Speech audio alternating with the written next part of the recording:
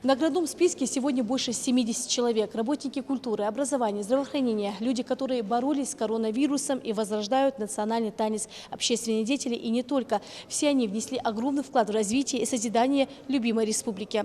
За каждой наградой стоит большой труд и посвящение себя любимому делу. Махмуд Али Калиматов поблагодарил присутствующих в зале и отметил, что достижения региона, его успехи в разных сферах – это, безусловно, заслуга всех, кто работает на благо республики. Глава Ингушетии рассказал об основных показателях развития субъекта. С полной уверенностью мы можем говорить, что мы вступили в период динамичного развития по всем направлениям. Благодаря проводимой взвешенной экономической и бюджетной политике удалось сохранить на достаточно хорошем уровне основные социально-экономические параметры.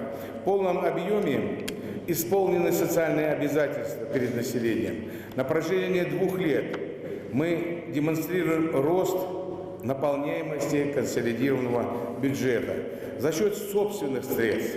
Это очень важно. Постепенно снижается напряженность на рынке труда. Дорогие друзья, сегодня я с большим удовлетворением хочу подчеркнуть, что наши достижения, изменения в лучшую сторону, которые происходят в различных сферах жизнедеятельности республики, это заслуга всех награждаемых, заслуга ваших коллег и трудовых коллективов. Первый награждаемый работник здравоохранения. Престижный орден Пирогова получает Адам Каштоев, заместитель главного врача Центра гигиены и эпидемиологии Ингушетии. Благодаря эффективной деятельности специалистов и медиков удалось стабилизировать тяжелую обстановку в период первой волны коронавирусной инфекции. Специалисты провели большую работу по подтверждению вируса. Столь высокую награду, конечно, я получил благодаря не только своей заслуге, но благодаря заслуге всей нашей санитарной службе, которые в то непростое время действительно активно и самоотверженно показали свой труд.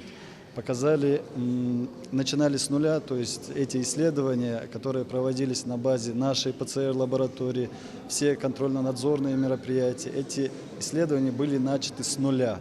Культура – лицо нации, а танец выражает всю самобытность народа. Престижную награду, медаль ордена за заслуги перед Отечеством 2-й степени из рук главы Ингушетии Махмуда Али Калиматова получает главный балетмейстер государственного ансамбля народного танца Ингушетия Адам Имагожев.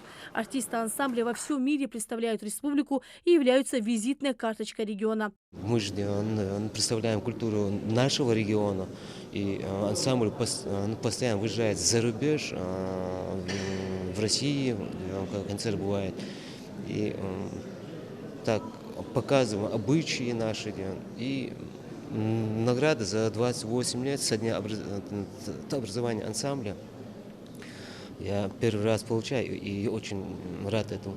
Образование – одно из приоритетных направлений развития региона. Звание «Заслуженный учитель России» получает педагог французского языка первой гимназии Карабулака Марем Катиева. Хочу поблагодарить за награду правительства и главы республики.